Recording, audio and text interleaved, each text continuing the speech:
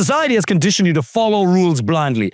And while not all social conditioning is bad, some of it has definitely stopped you as a man from finding the right girlfriend or wife. If you're doing well in most areas in your life, but the last missing piece of the puzzle is the right girlfriend or wife, this video is for you. I want you to understand that there are certain beliefs society has unconsciously imposed upon you that's been stopping you from getting more dates with the right women and from communicating effectively so you can keep the attraction with a woman who's actually right for you. So it's not even your fault. It's not even your fault that you're 45 and divorced. It's not even your fault that you're 29 and you can't find the right one. But now, after this video, if you stay single, it will be, because now you have the awareness. Is it really somebody's fault that they follow certain rules? If they have never been told that they actually have a choice, well, now in this video, I'm giving you that choice. There are certain rules or ideas that society has presented you with that are messing with you, that have been robbing you of the most important relationship in your life, the one to an amazing girlfriend or wife. The first one is just be yourself. Just be a good boy and the right one will find you. It couldn't be further from the truth. If all it took was for you to be the man, you'd already be in a relationship. You'd already have an amazing girlfriend by your side. Society tells you if you just wait and you're patient and you follow society's rules, that the right one will magically manifest herself into your life. Well, if that was true, you wouldn't have gone through the divorce that you've gone through. You wouldn't have had the relationships, the failed ones that you've had. I wouldn't have gotten married to my ex-wife. I wouldn't have gone through a year and a half of intense suffering. I was with her for longer, obviously, but the last year and a half was so painful.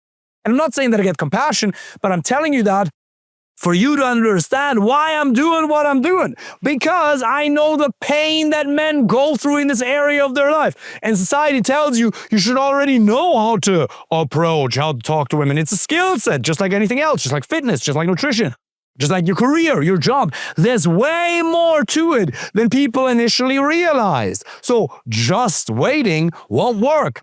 Society has also told you that talking to women is kind of weird and creepy. Is it actually true? If you actually talk to most women, they would agree that as long as you're respectful, kind, and you immediately accept a no, they want to be approached. A woman would love to meet her husband in a Whole Foods, going shopping while she's looking at the protein bars, and you start a conversation with her. That is romantic. They've also been raised with Disney movies. It's so cool. I met my fiancée Fernanda at a pub in Dublin. I talked to her. Started the conversation. Now we're here 6 years later. It is absolutely possible. And the right women will never think of you as a creep. By the way, here's a pro tip. I had a conversation with a client about this the other day. And he said, I don't want to come across as creepy. Men who are worried about being creepy will never be creepy. The creeps never worry about being creepy. Let me say this again. If you're worried about coming across as creepy, you'll never be creepy. What is creepy? It just means being totally socially uncalibrated and weird and not accepting a no. As long as you're semi-socially calibrated and respectful and you stop talking to her the second you realize she doesn't want to talk to you, it's fine. It's okay to talk to people. How do you think your great-great-grandfather met your great-great-grandmother? He didn't approach. And the only ways to meet women that are scalable and reliable are dating apps, approaches, and Instagram. Yeah, but David, my cousin Mary could introduce me. That won't work. If you want to find the right girlfriend or wife, you have to pick her from abundance. You need an abundance of quality options. If you don't have an abundance of quality options, you will never find somebody who you're truly compatible with. And that's the other thing. Another myth that society has bestowed upon you. Society has tried to make you feel guilty for having a preference, physically speaking. The amount of men who tell me, David, I know this is going to sound shallow, but, and then they state a physical preference they have. Anything. They want her to be physically attractive. It's perfectly okay that if you're a man who's putting work into himself to have a standard for what you want physically, that's perfectly okay. That doesn't mean you're going to go around society making people feel bad for how they look. No, but you're perfectly allowed to have your own preference. Society has shamed you in so many ways for being a man. Now, I don't want you to impose, I don't want to impose or encourage a victim's mindset that you start blaming society, because there's a lot of beautiful things about society. We could have a 7-hour conversation about how you're currently benefiting from social conditioning.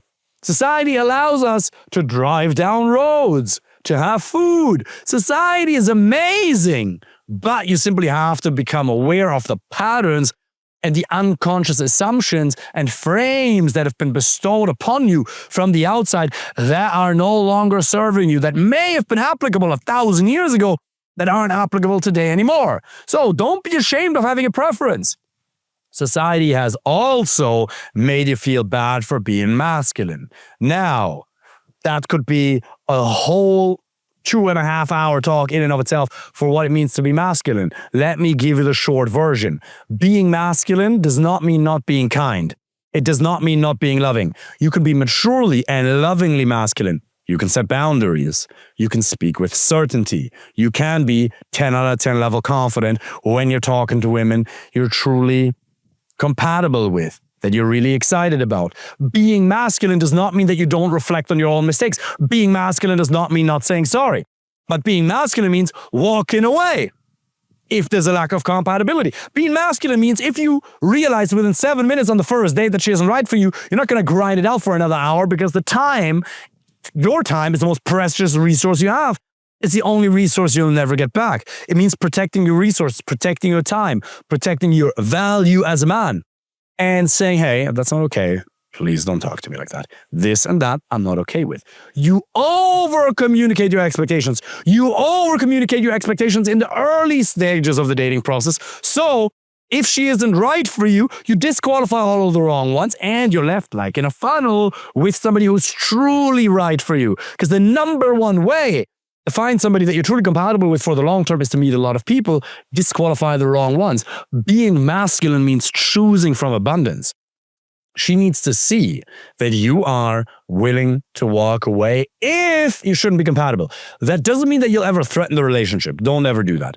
Don't ever play this manipulative, nonsensical game of threatening the end of the relationship. That you can never do, because it destabilizes the relationship to a point where it's almost impossible to bring it back. If you have to confront her with an ultimatum, it's almost screwed anyway. There are certain scenarios in which that may make sense. Probably most of the time it doesn't.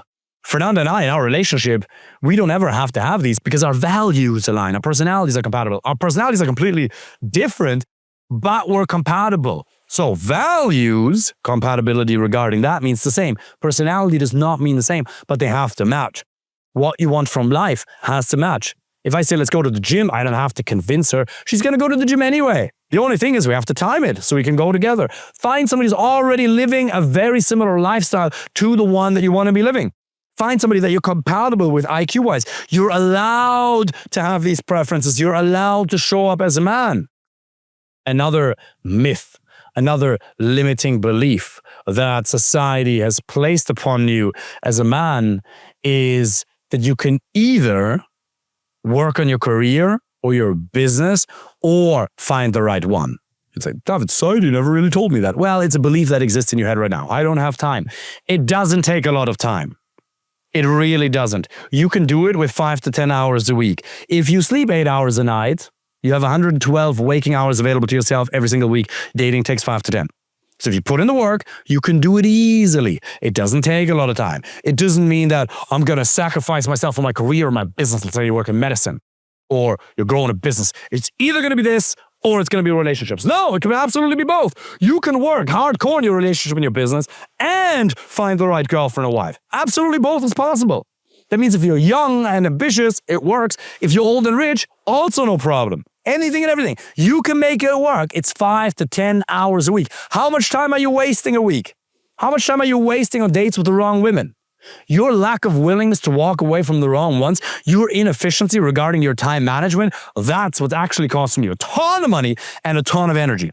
So what I would encourage you to do is reflect on these beliefs that I've presented to you here and ask yourself, in which other way have I now believed that it wasn't possible for me to find the right one? Or what other beliefs have I picked up from family members, friends, society, traditions, other systems that may be limiting me? Write it down. And then decide which of those serve you and which of them don't. Because you're in control. You are allowed to believe what you want to believe. I would just want to encourage you to have more belief in yourself. That's another thing, by the way. Let me give you one final one for today. There's gazillions more, but let me give you one more. Society has made you feel bad for being confident. Society has taught you that confidence equals arrogance. And it couldn't be further from the truth. Arrogance means you believe that you deserve to be treated better than others. Confidence just means you have absolute certainty in your worth as a man. You know you're a good, kind person and you deserve the outcome of an amazing and fulfilling relationship. Arrogance means you treat people poorly. You are entitled. You think you deserve the outcome of a relationship without putting in work. Confidence means I bring all this to the table. I'm going to treat her super well. And I'm willing to put in the work that's required to get the outcome. That's why I deserve it. Confidence means being at peace with yourself, not having to put on a show, removing the filters from your communication, looking at the statue of David, like Michelangelo, and just carving away the marble that didn't belong. What I want for you is to be the most authentic, the most raw, the most unapologetic, the most unashamed, yet loving, fun, kind, and positive version of yourself. If you want me to help you with that personally, to find the right girlfriend or wife, click the link in my bio and apply for a free initial consultation. Looking forward to speaking with you soon. Take care.